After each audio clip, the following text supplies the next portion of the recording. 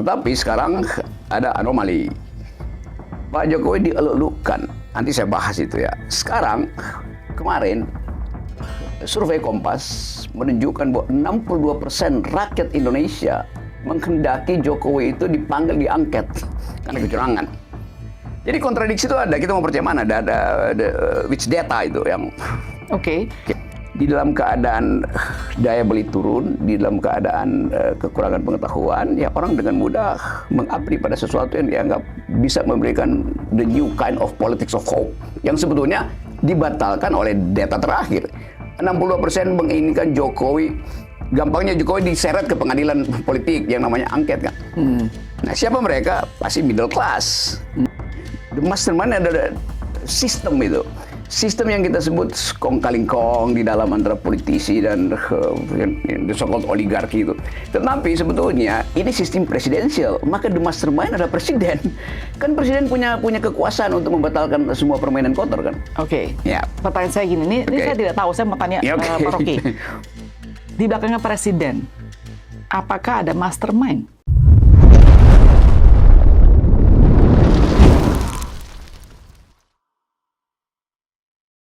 Sosok hari ini Pak Rocky sudah pasti kalian kenal. Sosok yang betulnya Pak Rocky bisa katakan agak controversial ya. People love to hate you, people hate to love you. It's kind of love and hate relation. Sekarang even in politics. Biasanya always like that. Yeah. Nah, Pak Rocky itu kan terkenal sebagai seseorang yang memberikan komentar lah tentang politik dan isu sosial di Indonesia. Tetapi sampai sekarang banyak orang masih tidak tahu Pak Rocky itu sebetulnya pilih siapa kemarin pemilu ini. Jadi tangan saya tidak bertinta. Seriously? Iya. Kamu tidak pilih sama sekali? Saya menganggap bahwa dari awal pemilu itu udah curang karena memanfaatkan kuota 20% yang seharusnya tidak ada di dalam sistem presidensialism, kan itu dasarnya. Ya saya beri kritik kepada semua kandidat, tapi saya juga mendorong semua oke lah. Minus malum, kayak Anies boleh maju, Prabowo maju, Ganjar maju. Saya kenal mereka semua tuh. Yeah. Tapi saya punya prinsip bahwa ethics first tuh. Jadi karena itu secara etik mereka sebetulnya berhutang pada demokrasi. Karena harusnya mereka pro 0%. Saya 2 kali ke Mahkamah Konstitusi untuk duel soal threshold dihilangkan, tapi gagal. Tuh. Kenapa itu pertanyaan pertama, Chris?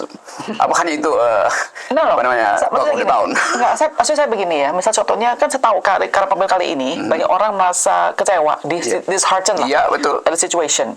Jadi banyak orang juga, misalnya kata banyak orang atau enggak ya. Poin intinya saya tahu beberapa orang yang golput gara-gara itu. Oke. Jadi maksud saya gini loh, kalau kita ke depannya nih, namanya politik kan ya, Pak, kita harus jujur bahwa tidak bisa 100% fair ya, Pak. Yes. Oke. Jadi kalau kita melihat situasi benar tidak fair atau kita merasa pemimpinnya sudah kita tidak bisa, nggak ada hatupnya bagus, apakah memang opsi terbaik adalah untuk golput? Bukan, golput itu adalah moral option, bukan political option itu. Bedanya di situ. Maka aku mendalilkan bahwa kalau moralnya itu ditinggalkan, sebaiknya tidak usah pilih kan. Karena nanti ada beban kan. Walaupun orang bilang kalau begitu nanti suara Anda dipakai, itu urusan teknis, itu bukan urusan etis saya. Jadi tetap mesti ada semacam ketegasan untuk kasih pelajaran pada the next leader itu, yang sebetulnya kalau nggak dari 0%, dia itu bukan leader, dia itu dealer. So we produce dealer, bukan leader kan. Dalam politik mesti ada satu kesiapan etis untuk menerima kritik. Nah, saya kasih kritik terus. Nah, termasuk kritik moral bahwa dari awal Mahkamah Konstitusi juga berbohong gitu. Karena mereka yasa seseorang yang saya katakan ya Gibran kan diloloskan karena ada bapaknya tuh. Apakah bapaknya melanggar Undang-Undang Dasar? Mungkin tidak tuh, tapi dia memaksa anaknya yang masih sebetulnya masih balita dalam politik itu masuk di dalam wilayah perselisihan orang dewasa. Jadi Pak Jokowi itu tidak melanggar Undang-Undang Dasar, dia melanggar Undang-Undang Perlindungan Anak. Oke. Well, oke gini nih. Sorry. Kalau kita bicara masalah Mas Gibran, Bapak bilang dia masih terlalu muda untuk politik.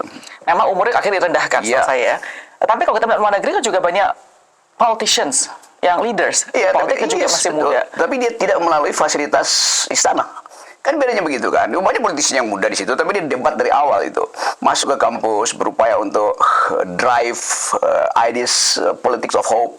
Ini kita tahu dari awal bahwa Mahkamah Konstitusi itu dikendalikan.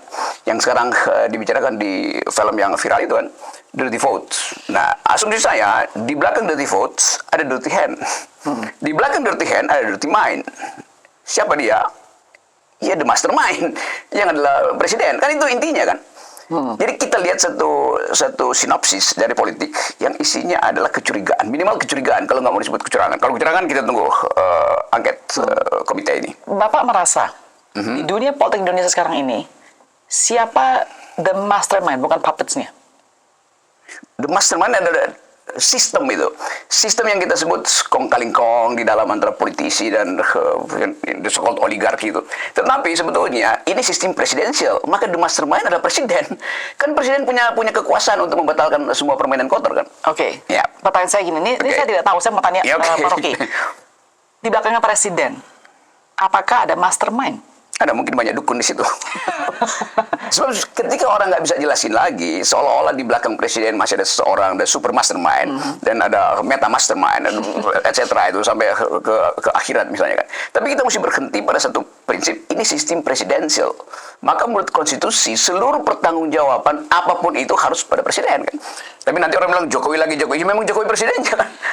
Oke, kalau misalnya contohnya, saya tahu kan Pak Rocky kemarin ada criticize Pak Jokowi, Ya. ya kan? Dan mungkin ada seseorang yang suka kritik Pak Jokowi. Tetapi, despite Pak Rocky mengkritisize dia, kita melihat bahwa publik punya opini terhadap Pak Jokowi itu benar-benar sangat luar biasa tinggi. Betul. Mungkin one of the highest gitu loh. Ya. Bapak bisa menjelaskan nggak sih, kalau misalnya contohnya orang merasa Pak Jokowi itu udah benar-benar curang atau dan lain sebagainya lah, ya kan? Kenapa sih publik itu masih sangat suka, sangat love, dan buktikan sekali lagi bahwa Mas Gibran, apapun juga caranya, Oke. tetap aja bisa Betul. menang gitu loh. Tetapi sekarang ada anomali. Pak Jokowi dielulukan. Nanti saya bahas itu ya. Sekarang, kemarin, survei Kompas menunjukkan bahwa 62% rakyat Indonesia menghendaki Jokowi itu dipanggil diangket karena kecurangan. Jadi kontradiksi itu ada. Kita mau percaya mana? Ada which data itu yang... Oke. Oke. But everything is data kan? Iya. Kalau kita bilang Kompas juga pernah keluar data bahwa Jokowi juga disukai sama 82% bahkan Exactly. tuh. Jadi the same Oke. newspaper bisa ngomong dua hal ini. Nah, sekarang saya bahas itu ya. Iya. 80%. 80% itu menghasilkan Prabowo presiden. Junto Gerindra yang harus mewakili, membackup Prabowo di parlemen. Prabowo dapat hanya 50, sekarang berapa? Sebetulnya 58%. Oke. Tapi Gerindra cuma 13%. Jadi ada jarak antara si presiden dan si partainya. Mestinya kotel efek itu kenapa Gerindra? Kenapa Gerindra segitu-gitu aja 13%? Ada sesuatu di dalam data itu yang mesti kita bongkar nanti justru di dalam panitia angket itu. Oke, tapi kan maksudnya Bapak belum answer my question. Maksud Which saya one? adalah popularitas daripada Pak Jokowi. Ada. Maksudnya ini, this gap Oh, ini itu loh. gampang itu nerangin itu, What is Grace. begini, publik itu kan gini, publik kan juga nonton Pak Rocky. Yes. Nonton juga banyak orang yang kritik Pak Jokowi, but they still love Jokowi gitu loh. Oke, kenapa kenapa passion itu mendahului reason di dalam politik? Karena pemilih kita 70% atau bahkan 72% hanya sekolah sampai kelas 7, artinya tidak lulus SMP. Oke. Data bilang begitu. Sure. Berarti kemampuan kritik untuk mengevaluasi kebijakan politik tidak ada di situ. Yang 60% ini yang pendidikannya masih sangat minim itu di bail out melalui BLT. Selesai itu. Kan hanya itu penjelasannya. Di Amerika golputnya tinggi itu, tapi karena dia cerdas itu. Kan dasarnya sama kan. Voter turnover di Amerika kan paling 40% itu kan. Tetapi pembicaraan sebelumnya, kenapa dia cuma 40%? Karena merasa bahwa ini dagelan semua kan. Karena ada percakapan intelektual. Di kita, no any kind of intellectual discourse politics. Oke. Jadi itu yang menjelaskan saya bahwa di dalam keadaan daya beli turun, di dalam keadaan kekurangan pengetahuan, ya orang dengan mudah mengabdi pada sesuatu yang dianggap bisa memberikan the new kind of politics of hope, yang sebetulnya dibatalkan oleh data terakhir.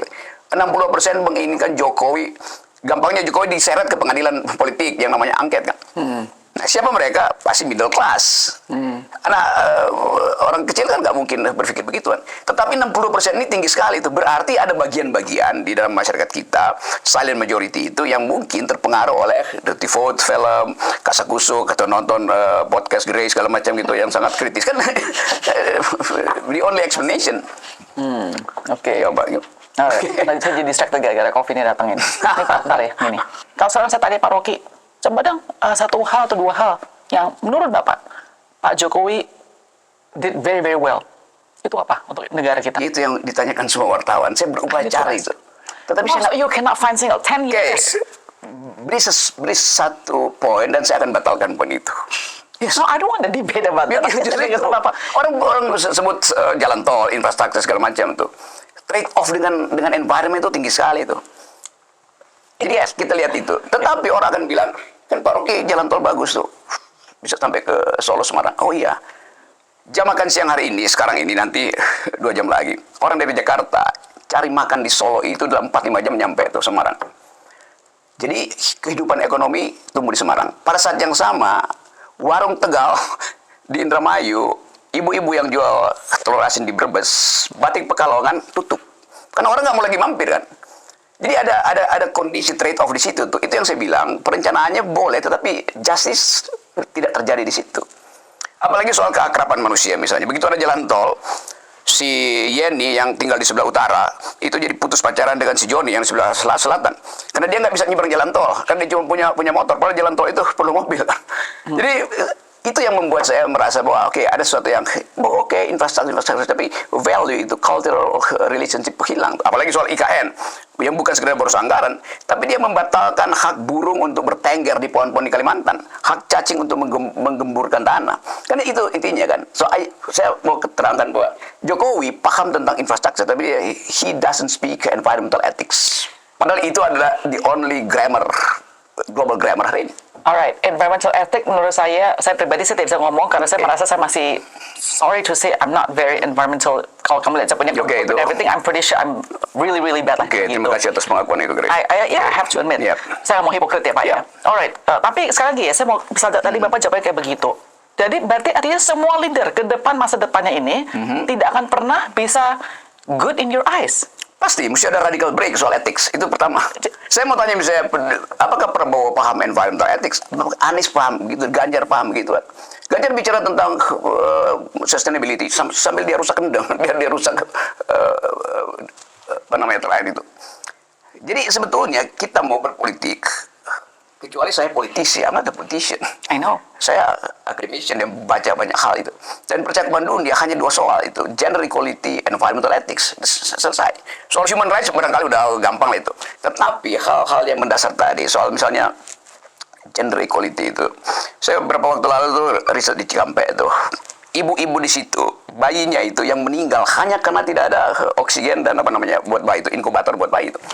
Padahal itu cuma 2 jam dari Jakarta kan. Kenapa nggak ada, atau Maya Pada mungkin bisa riset di situ tuh. Hak perempuan untuk punya harapan terhadap generasi dibatalkan oleh kandungan yang terpaksa gugur kena lewat jalan bebatu itu, tiba-tiba melahirkan di jalan tuh. Sampai di sana bayinya kuning biru itu nggak ada oksigen di situ. Sementara jalan tol itu cuma di depan kampung itu jalan tol Jakarta Solo. Jadi justice itu yang selalu saya lihat, saya nggak lihat perbedaan politik, saya cuma mau lihat kok nggak paham ya. But I don't understand gini loh Pak Rocky. Yeah. Maksud saya kalau Bapak merasa seorang untuk jadi leader di negara ini harus bisa, tadi Bapak bilang justice in terms of gender dan environment, I don't think anybody will qualify. Ya kalau nggak ada, kamu aja nyalon. Nggak mungkin. Kenapa you nggak ambil inisiatif misalnya atau dorong orang lain tuh? Karena berharap pada existing political elites. Karena saya merasa bahwa manusia di dunia ini tidak ada satupun yang tadi Bapak bilang ya bisa pure equality tentang gender ataupun untuk environment ya Pak ya. Iya, tetapi mesti ada semacam kesepakatan. Misalnya caleg-caleg di DPR itu. Kan dari awal kita mau ada affirmative action itu. Perempuan diajukan tuh. Ternyata di partai nggak begitu. Jadi kita saya kritik itu buat dorong, bukan karena saya sinis sebetulnya. Karena mungkin kita belum ada di tahap itu, tapi kita mesti berjuang sesuatu. Supaya kepemimpinan perempuan yang lebih peka pada justice itu dimasukkan ke parlemen itu. Jadi cuma beda 12%, kenapa mesti yang laki-laki itu? Kan ketua partai punya hak untuk, saya punya hak diskresi, saya batalkan yang laki-laki, karena saya tahu dia potential corruption, saya dorong yang perempuan. Tapi takut lakukan itu. Kenapa? Ya karena kong-kalingkong di dalam. Banyak betul perempuan pintar yang tersisih hanya karena dia berjenis kelamin perempuan dan tidak punya akses pada financial power. Bapak kenapa masalah gender equality ini, kan tadi Bapak juga mengakui loh, terutama di Indonesia ya, jarang loh seorang Bapak seperti Pak Rocky yang talk about gender equality. Saya ingin tahu asal-usulnya tuh Pak Rocky kenapa sih sangat terkesan dan terbeban untuk membantu masalah equality dan gender di Indonesia? Can you tell me? Was it because you're a mother? Iya, kayak begini. Coba kita lihat ya. Di dalam sejarah demokrasi, dari abad mungkin 5 abad sebelum Yesus, sebelum Masehi itu, para filsuf bilang begini, perempuan itu adalah anak-anak yang bertumbuh besar, otaknya nggak berkembang gitu. Sampai sekarang sinopsis itu ada di kita tuh. Bahwa kalau perempuan bicara itu nggak perlu didengar tuh. Padahal begitu banyak ilmuwan perempuan, begitu banyak penemuan dalam sains yang dipromosikan oleh perempuan. Di Indonesia yang disebut misogini itu, kebencian pada perempuan itu kan, itu berkembang justru di wilayah partai politik. Itu yang saya mau halangi itu. Kalau kita sebut siapa yang paling menderita di dalam sistem sosial kita, ya kaum miskin. Siapa yang miskin? Ya perempuan. Per hari ini ada 19,5 juta keluarga setiap malam tidur dengan perut kosong. Siapa mereka? Mayoritas pasti perempuan. Karena si ibu akan berbohong pada suaminya tuh. Ayah saya udah makan, ayah aja yang makan tuh. Anaknya juga begitu tuh. Ibunya nahan hal yang tidak pernah dia ucapkan. Laki-laki bisa nahan rasa sakit yang disebut pain itu, sakit fisiknya. Perempuan dia menahan rasa sakit pain secara fisik dan secara psikis. Apa namanya itu? Bahasa Inggrisnya apa? Misery itu. Laki-laki nggak pernah kenal misery. Tapi justice itu pertama-tama dimulai dari rahim perempuan. Ketika seorang perempuan hamil, dia udah berbagi keadilan dengan bayinya atau nutrisinya walaupun terbatas begini dengan bayinya. Kecemasan dia melekat pada bayinya karena detak jantungnya sama, detak jantung bayi sama dengan detak jantung ibunya tuh. Lalu datang USG memisahkan mereka atau ini detak jantung ibu. Jadi buat saya itu keadilan itu memang harus dimulai dari bukan sekedar pemberdayaan, pemihakan pada perempuan. Nah, APBN kita itu tidak berpihak pada perempuan walaupun Sri Mulyani adalah perempuan. Dulu bagus Sri Mulyani kasih semacam dalil bahwa semua proposal yang tidak berbasis pada gender dia nggak mau terima tuh. Sekarang dia diperintah oleh seorang yang sangat patriarkis, yaitu Joko Widodo. Saya kasih kritik tanpa benci pada seseorang. Saya kritik Pak Jokowi sebagai kepala negara. Dia sebagai kepala keluarga bagus, buruk sebagai kepala negara. That's my point. Tapi saya bersama Gibran datang ke tempat saya kasih kritik, Kaisang kawin saya diundang gitu. Nggak ada problem secara personal. Tapi ini soal public policy. Professionalism. Yes. Tapi, jadi wait, so you haven't answer juga nih maksudnya. Maksudnya, kapan sih Pak Rock itu merasa kayaknya, oh my goodness, ini inequality di Indonesia gender itu sangat luar biasa. Apa sih, saya masih belum tahu jawabannya tadi, asal usul itu dari mana? Stunting kita udah prevalensinya tinggi. Berapa pas Bapak kayak menyadari hal ini? Aku ngajar feminist point of view, aku ngajar theory of justice di Universitas Indonesia itu. Jadi saya mengerti bahwa pengetahuan kita tentang keadaan sosiologis itu akan terbantu kalau kita kuasai sedikit banyak teori kan. Dan itu maksudnya tuh. Jadi kalau kita bilang who's justice, kita tanya yang injustice siapa itu. Kan itu hanya datang dari kritisisme karena ada literatur yang membantu kita. Semua hal yang kita pelajari sebetulnya kalau kita pasangkan untuk dicarikan pembenaran di dalam Indonesia semuanya terjadi itu. Demokrasi yang macet, penghargaan pada lingkungan yang asal-asalan itu, apalagi soal status perempuan kan. Oke. Menurut Bapak sekarang ya, potential female leaders di Indonesia itu siapa sih? Banyak dosen-dosen muda di daerah tuh. Tapi dia tidak bisa, kita mesti bantu bunyikan itu. Ya kalau politisi ya di Golkar ada, di PDI ada. Tapi kan struktur partai kita kan feodal. That's true. Gitu, dan sangat patriarkis. Jadi kita bongkar dulu nih infrastruktur kebudayaan dari partai supaya perempuan ini dia bisa bicara sebetulnya, tetapi dia gugup dan gagap untuk bicara karena grammar partai itu grammar patriarki, grammar laki-laki. Sehingga kita anggap ya dulu perempuan itu dibuktikan tidak bisa berpikir karena mereka berpikir tuh. Kenapa nggak dibiayai oleh partai misalnya? Dulu perempuan itu disebut the unspeakable, sekarang mereka the unstoppable. Dan saya lagi berhadapan dengan seorang yang unstoppable. Yes. Oke. Jadi Anda merasa berarti Ibu Mega was right, pas dia jadi presiden karena dia at least seorang perempuan. Iya, dia mengerti injustice karena dia dikerjain sama Orde Baru, jadi dia paham injustice. Tapi dia juga mesti berpikir bahwa di dalam partainya banyak patriarkis, terutama mereka yang terseret kasus KPK kan. Jadi Ibu Mega akhirnya bimbang, dan itu kita lihat sekarang. Ibu Mega belum kasih semacam final statement soal hak angket itu. Ya pasti dibujuk-bujuk oleh The Patriarch gitu. Jangan dulu Bu Mega tuh, mungkin Pak Jokowi masih bisa dirayu segala macam. Dan itu kan buruk untuk demokrasi itu. Padahal Ibu Mega dikerjai oleh Jokowi. Kan ketika Bu Mega mungkin setahun yang lalu ya, ketika di partai acaranya dia di mana satu hal yang bikin katanya Pak Jokowi ini. Saya kasih hipotesis ya Pak ya. Misalnya itu Bu Mega adalah seorang laki-laki. Apakah respon negatifnya kepada speech tersebut akan berbeda dengan kritik yang sekarang Bu Mega terima ketika dia mengatakan hal tersebut? Ibu Mega pada waktu itu mengucapkan dari watak dia tuh, sebagai orang yang tahu bahwa Jokowi itu dia yang urus sebetulnya. Dan memang faktanya kan begitu. Tetapi kemudian Mega mungkin merasa kok pelan-pelan ada creeping arogansi pada Jokowi, sehingga Mega mau kasih teguran. Dan itu wataknya Mega negur di depan umum kan. Jadi nggak ada soal sebetulnya tuh. Jadi kalau walaupun dia laki-laki pun dia ngomong begitu Iya, juga akan pasti. di-attack juga. Yes. Pernah nggak sih ketemu dengan Pak Jokowi ngobrol berdua saja? Dia pernah yang minta undang, tapi saya bilang nggak ada poin saya bicara. Mending saya bicara dari luar itu. Why? Ya bicara dari dalam buat apa? Karena saya tahu, saya ikut baca, bahkan ikut menyusun beberapa poin ketika Jokowi di 10 tahun lalu menulis tentang revolusi mental, paper-paper. Kan itu teman-teman saya bikin kan di UI kan. Jadi saya tahu dari awal, tapi saya cium dari awal ada sejenis hidden authoritarian personality pada Pak Jokowi itu. Dari awal saya detect itu. Orang nggak percaya. Sekarang orang, oh ya benar loh Rock itu. Iya, now it can be talk. Anda tidak rasa takut nanti kena lagi jerat yang UIT? Oh di polisi masih ada 30 kasus saya tuh. Tebel banget. Tapi ya itu konsekuensi begitu kan. Saya bilang, bukan cuma ucapin. Saya bukan pebisnis, saya bukan politician. Saya mengajar aja, hobi saya naik turun gunung, masuk keluar hutan tuh. Jadi apa salah saya itu? Lain kalau saya punya massa untuk digerakkan kan, enggak tuh. But you are an influencer, Pak. Betul, tapi itu bukan keinginan saya. Mereka menunggangi kalimat saya. Tapi saya masih terangin itu kan. Karena saya mengajar di universitas, nggak mungkin saya berbohong dengan menutupi argumentasi kan. Sering dikatakan Rocky Gerung, kok Anda kayak saya ucapin bajingan tolol yang jadi kasus itu kan.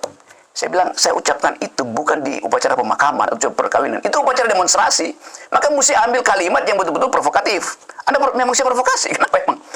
Kan saya nggak mungkin ucapkan itu ketika suasana persahabatan kan. Guru mau demo, guru minta saya kasih orasi, kasih keterangan apa pembenaran akademis dari demonstrasi itu. Saya mesti terangkan secara akademis kan. Tapi Bapak admit loh, Bapak bilang Bapak adalah seorang provokator. Sengaja memang. berkata hal tersebut. Betul, Wah, betul. Oke. Karena kata provokasi itu dianggap kotor. Iya, kalau orang bilang bajingan tolol ya, Yes. ya kotor dong, Pak. Bener. Kalau itu saya ucapkan di pemakaman, ini di tengah demonstrasi. Kalau gitu saya bilang, para buruh, kalian mau demonstrasi, tapi nggak perlulah, karena Pak Jokowi itu bukan bajingan tolol. Dia arahnya pada undang-undang Omnibus Law, yang bagi saya juga itu bermasalah itu, karena merusak lingkungan tuh. Hak masyarakat adat tidak diatur di situ tuh. Saya terangkan, maka saya bilang bahwa kalau, tapi kalimatnya kan dipotong oleh pelapor kan. Saya bilang, seandainya Jokowi ada bajingan pinter, dia akan datang duduk berdebat dengan buruh. Seandainya begitu tuh, sama seperti Perdana Menteri Prancis misalnya, dia berdebat dengan buruh. Tapi karena dia takut berdebat, maka by logics dia bukan bajingan pinter, bajingan tolol. Kan sebetulnya konteksnya itu. Beda kata bajingan tetap aja dong, Pak. Kata bajingan anak Jakarta biasa, lu bajingan amat. Masa sih? Saya nggak Yes, percaya. itu kata yang biasa, lu bajingan. Saya takut ini, bener nggak? Yang benar anak Jakarta. Yes, itu. Oke, saya berarti off daripada hal ini, saya nggak tahu juga. Ya, itu local culture ya. Oke Pak, gini deh, Ya, Bapak kritis saya please. sekarang deh. Bapak suka kritis Pak Jokowi. Saya pengen tanya sekarang, Bapak kritis coba pasal 1, 2, dan 3. Apa masalah mereka masing-masing? Ya, Sama tiga-tiganya itu mengkhianati prinsip pertama dalam presidensialisme itu. Yes. Itu 20%. Kan nggak boleh. Ada partai yang sebetulnya udah punah tuh, tapi karena dia 2011 punya 20%, maka dia bisa ngatur ke depan kan. Oke. Hanya itu. Yang kedua, soal selama debat tidak ada satupun di antara mereka yang speak about gender equality itu. Ditinggalkan sebagai narasi kan. Padahal fakta kita hari ini itu kemiskinan itu yang paling merasakan adalah kalangan perempuan. The proletariat of the proletariat adalah kaum perempuan sebetulnya kan. Basis paling dangkal itu. Kan dia yang berhak untuk meminta perhatian. Dan nggak ada satupun presiden. Atau mungkin KPU tidak memasukkan itu sebagai isu debat. Itu poinnya. Soal Anda merasa bahwa role perempuan itu masih sangat diminish ya di Ya, sangat publik sehari. sangat minus. Dan seolah-olah yang kita perjuangkan dari 10 tahun lalu, saya perjuangkan soal affirmative action 30% supaya perempuan dapat itu. Dianggap, loh kok perempuan dapat 30%? Saya bilang, ini 30% ini utang peradaban selama 25 abad. Bayangin kalau perempuan untuk 100% tuh, dan bunganya itu, mati kalian laki-laki. Logiknya begitu tuh, Grace. You know, you must be a confident man. I'm a failed feminist. I'm a male feminist. No, you must be a confident man. Yes. Because I honestly say nggak banyak laki-laki akan mengatakan apa yang Anda katakan hari ini. Ya jelas saya mesti ucapin itu tuh. Kalau nggak saya berbohong pada nama saya sendiri. Bapak gini, Bapak ada seorang pintar. Bapak kan belajar filosofi. I always believe people who learn philosophy itu orang yang pintar. Ya, saya kuliah pertama justru fisika. Fisika ya, matematik. Matematika Pantur. Jadi Bapak oke dah, secara otak Bapak pintar. Oke. Bapak banyak pengalaman juga. My bad is not my bad, more like gini. Dengan segala kehebatan Bapak, secara apa bisa kata otak lah dan sebagainya. Itu hal yang biasa buat saya. Ya buat apa? Tapi buat orang biasa tidak. Kenapa Bapak nggak tahu politik? Ya ini this is kind of politics. Kita ngomong begini kan juga like actually have a public role, public servant. Iya, betul. Saya di wilayah politik bersama Gus Dur dari awal itu kita bikin forum demokrasi. Saya kenal baik Pak SBY, saya kenal IJK segala macam, Pak Prabowo itu teman diskusi saya juga tuh. Tetapi saya mau ambil posisi kalau saya masuk dalam politik itu mesti ada yang menggantikan posisi sebagai watchdog. Karena nggak ada watchdog, ya ngapain saya di dalam? Berarti saya mau watch diri saya sendiri, lalu saya gonggongin diri saya sendiri kan? Nggak bisa tuh. Karena itu saya dorong ada oposisi itu. Jadi politik itu cuma sehat kalau ada oposisi yang mengawasi minute details dari public policies kan. So you think that apa yang Anda kerjakan sekarang ini ada semacam public service? Iya, intellectual services yang diberikan aja supaya orang punya kesempatan untuk rethinking the current issues of politics. Okay. That's fair. Itu soalnya aja. Okay. Ya kalau yang bujuk saya masuk partai banyak betul semua ketua partai. Saya no thanks itu.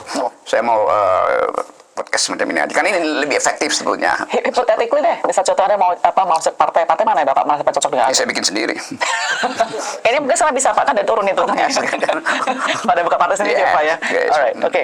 Sekarang ini kan ada kasus bahwa katanya Pak Ganjar dilaporin. Yes. What do you think? Okay, tell me what do you think about that? Semua laporan itu mestinya ada sebelum Ganjar jadi capres kan. Jadi nunggu ini 1-2 aja ini kerjaan Jokowi pas ini. The mastermind. Karena mestinya kasus-kasus itu selesai sebelum Ganjar masuk kan. Sure. Jadi kalau Pak Jokowi bilang saya mau memberantas korupsi, bagus betul. Sebagai statement, sebagai official statement. Presiden Jokowi pernah bilang saya akan memberantas korupsi dan saya akan paling di depan tuh. Tapi yang lakukan Pak Jokowi adalah dia memberantas korupsi untuk tukar tambah kekuasaan. Jadi dia tunggu momentum supaya orang yang akan dia sebut aja dia tuduh sebagai koruptor itu bisa buka deal baru dengan dia kan. Kan itu tidak fair. Koruptor itu apapun nggak boleh dihukum aja kan. Oke. Nggak perlu tunggu momentum. Ini ada momentum politik, peristiwa dari 13-14 tahun lalu dibongkar per hari ini. Karena Ganjar minta hak angket. Terus Bu Mega di mana posisi ini Apanya? Bu Mega. We haven't heard anything about Bu Mega. Betul, itu yang saya terangkan tadi. Bu Mega terpaksa, dia mungkin dia lagi meditasi atau minum Xanax itu, tenangin diri.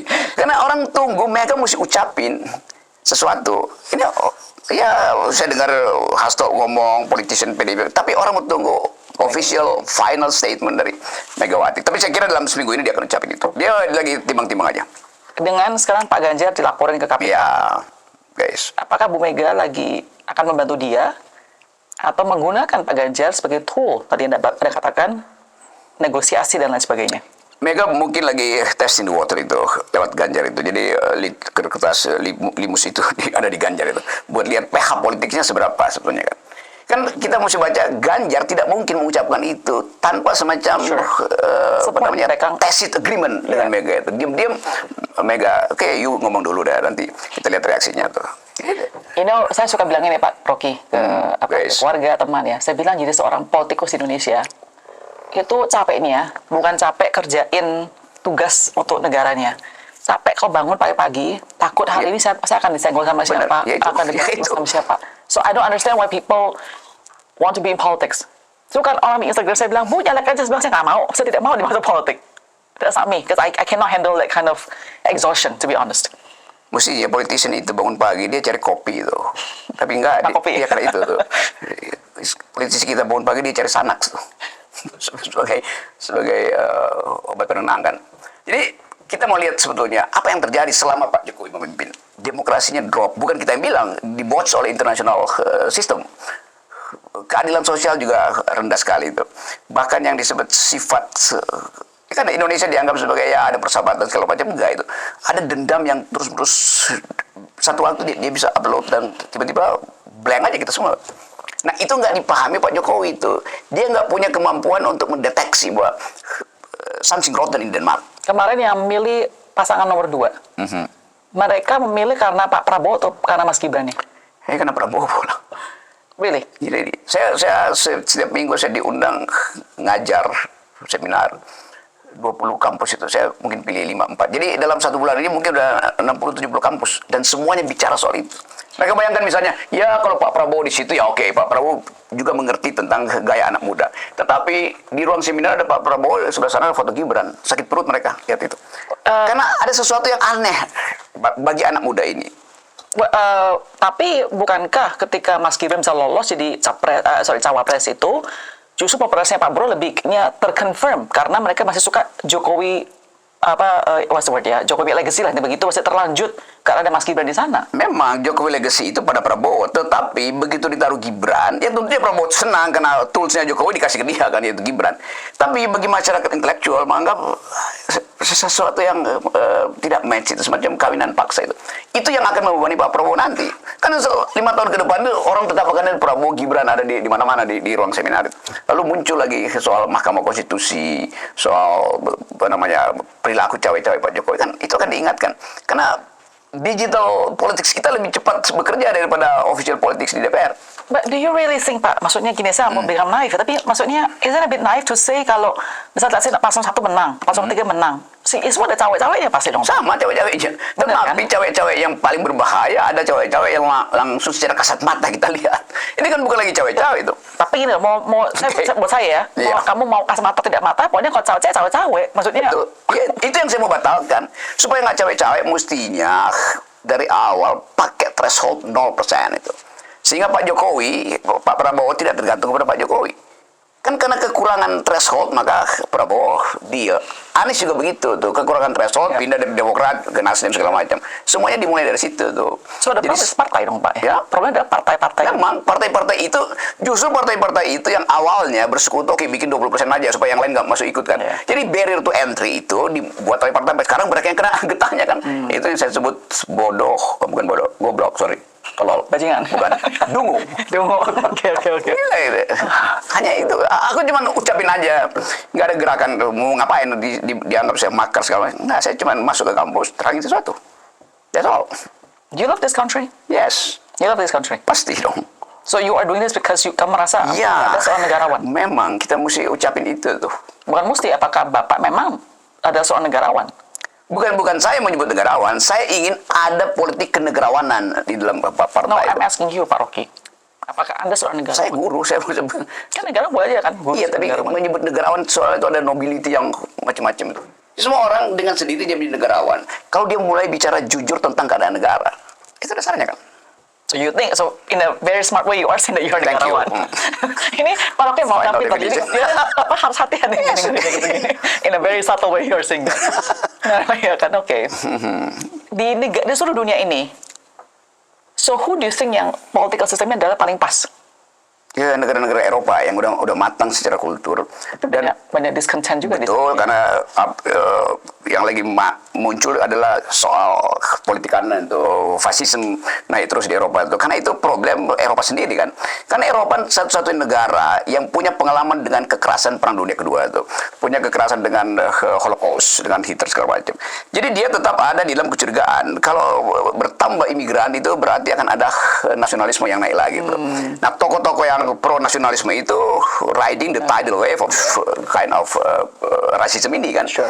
Itu yang terjadi. Nah, di kita nggak ada problem itu sebetulnya. Jadi mestinya kita jauh lebih aman. Tetapi ada arogansi partai-partai itu. Kan tetap kita lihat bahwa PDIP oke, partai wong cilik. Tapi di dalamnya pembagian rezeki itu tidak merata tuh. Tapi tetap partai itu harus hidup karena itu basis historis kita.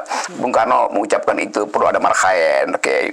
Dan juga Muslim politik ada, tetap karena itu ada Piagam Jakarta dulu mengingatkan bahwa ada keinginan membentuk negara Islam. Tapi kemudian dia bergeser terus-menerus menjadi soal-soal negara ini hanya boleh hidup karena ada syariah. Nggak bisa begitu. Dasar itu kan terlalu ekstrim. Saya juga kritik tuh cara berpikir semacam itu. Tetapi Indonesia mesti diasuh dengan justice, secularism, a kind of secularism itu. Karena ini negara terlalu beragam tuh, nggak bisa dikendalikan oleh hanya satu golongan yang punya ideologi yang terlalu kental gitu. Okay. Do you think democracy came too early for this country? Enggak sih. Kan waktu kita memulai reformasi 30 tahun lalu, itu lengkap peralatan kita untuk demokrasi itu.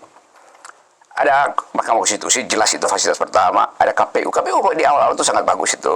Ada KPK juga bagus. Tetapi kemudian bagian-bagian dari orde sebelumnya, itu sifat korupsi, feodal, arogansi itu carry over, masuk diam-diam ke dalam sistem ini kan. Dan tidak bisa dikendalikan.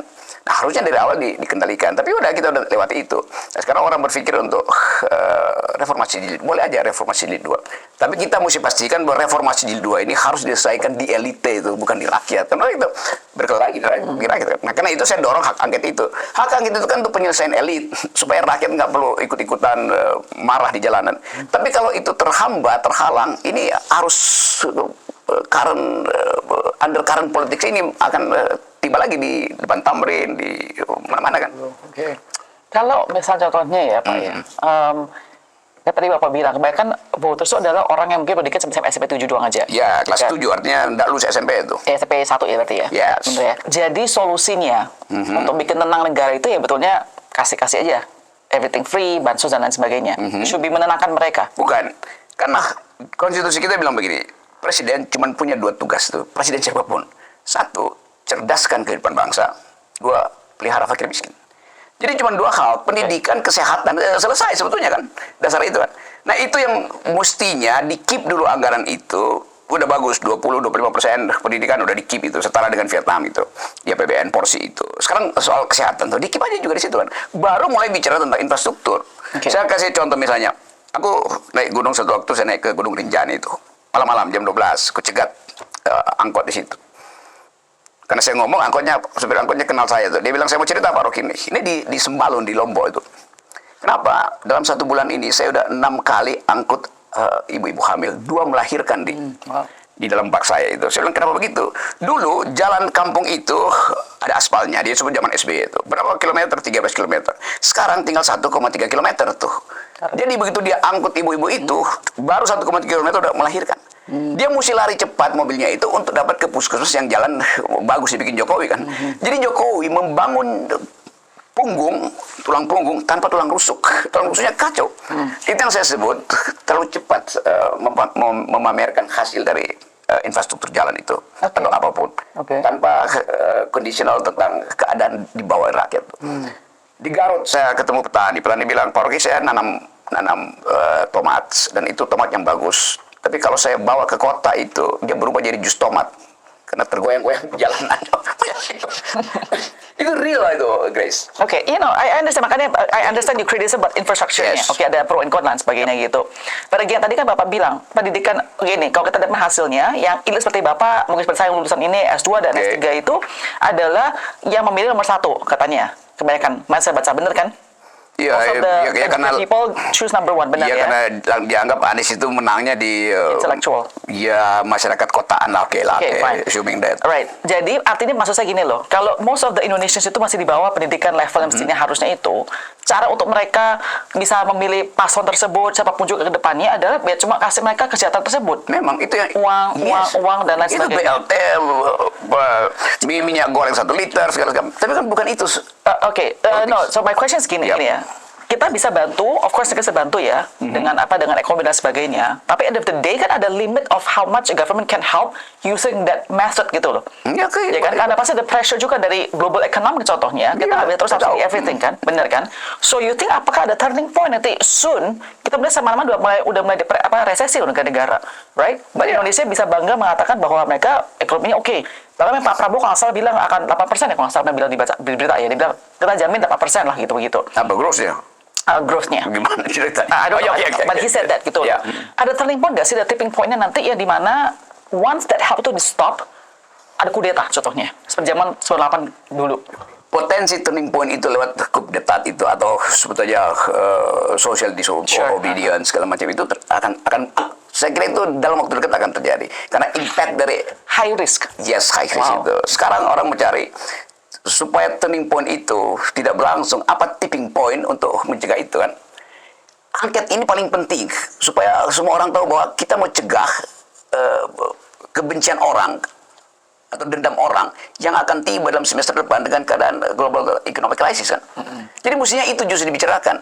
Kenapa? Karena di dalam keadaan turmoil ini, legitimasi penting sekali itu. Tanpa legitimasi rakyat akan bilang, oke, mari kita rampok sama-sama negeri ini kan. Itu yang terjadi tuh. Kalau saya bicara, kemarin saya bicara dengan anak-anak UI itu, satu anak angkat tangan, mending kita sama-sama rampok aja Pak. Kenapa?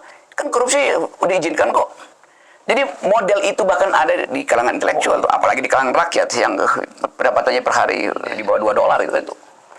Real betul itu keadaan.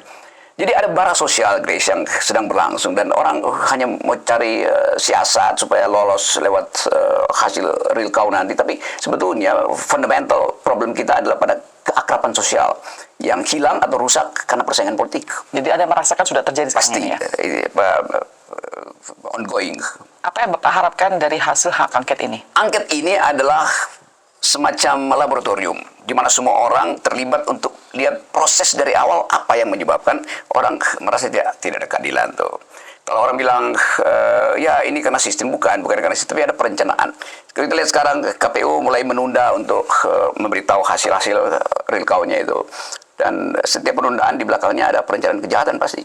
Jadi saya menduga bahwa orang takut karena ini kalau dibongkar semuanya itu dia akan mulai dari TPS pertama di Mahkamah Konstitusi, yaitu diloloskannya Gibran tuh.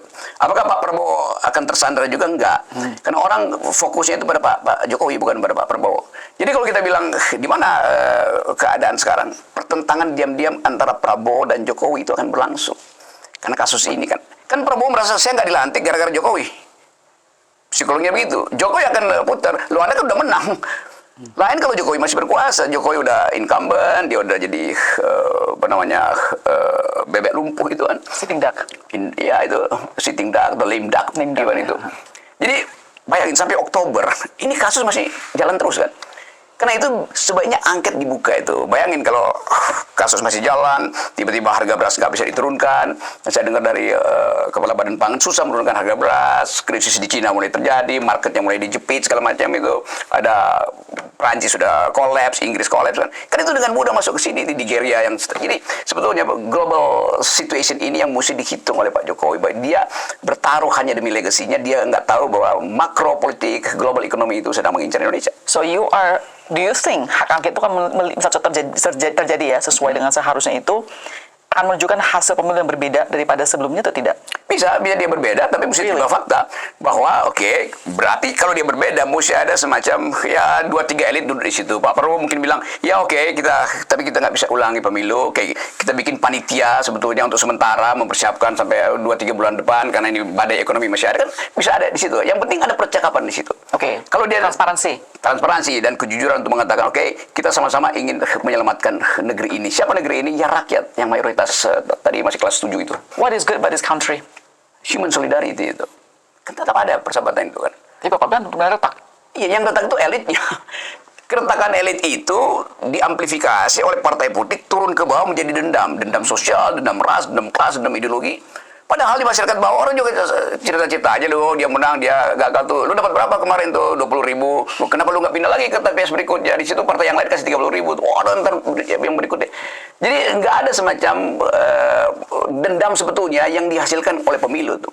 Yang ada dendamnya adalah di atas ini yang akan memainkan the stupidity of ya disebut aja apa ya, masa itu kan kadang-kala ada di dalam psychology of stupidity. For you, the hope of Indonesia adalah the people. Jadi seperti itu poinnya tuh. Oke. Tadi podcast. Thank you, Dede.